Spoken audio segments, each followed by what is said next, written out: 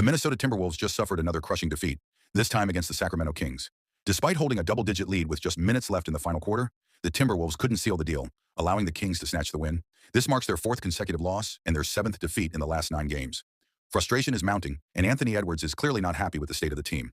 What's going wrong for Minnesota? Let's break it down. We looked like front runners for sure tonight. Like we was down, nobody wanted to say nothing. Then we got up, then everybody like cheering and hype, and then we get down again and don't nobody say nothing. That's the definition of a front runner. And like we as a team, including myself, we all was front runners tonight, and it was some for sure.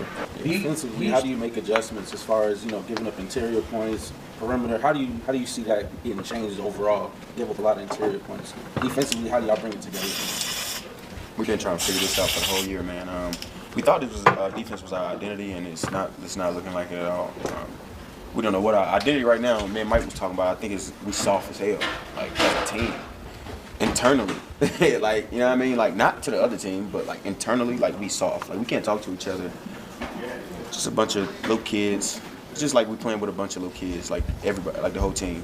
We just can't talk to each other, And we got to figure it out, man, because we can't go down this road.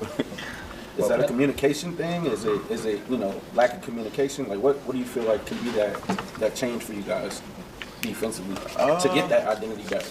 I think doing what the tell us to do. Like that's what I mean. Like the coach tells us one thing, we go out there and do a whole other thing. Like that's not our game plan. The shit he's doing on defense, like that's not what the coach is telling us to do. We supposed to be doing a totally different thing. And we go out there and like try to manipulate in our mind that we smarter than the coaches and just I don't know, man. It's crazy right now. I don't really know. So when it gets like that, as one of the leaders of the team, your choices are like to call it out or to basically try to figure out a way to cajole people out of it? A lot of stuff. It's tough, as the person who's supposed to, help try to figure things out. Sometimes it's tough because like you're looking at everybody and everybody got a different agenda, So it's like, what the am I supposed to say to get every, Like, exactly. So I'm trying to get better in that aspect to figure out what the hell to say to get everybody on the same agenda because everybody right now is on different agendas. And I think that's one of the main culprits of why we losing. Like everybody out there got their own agenda of I guess their imagination of what's supposed to be going on and what's really happening. So it definitely feels like what it was at the start of Rudy's first year. Yeah. How did you guys dig yourself out of that? I don't know, man. I don't know. I think we brought Mike in and it helped just turn a lot of things around as far as like Rudy's first year because I think Mike came halfway through the season. Yes. I think that turned a lot of things around because he was just so positive.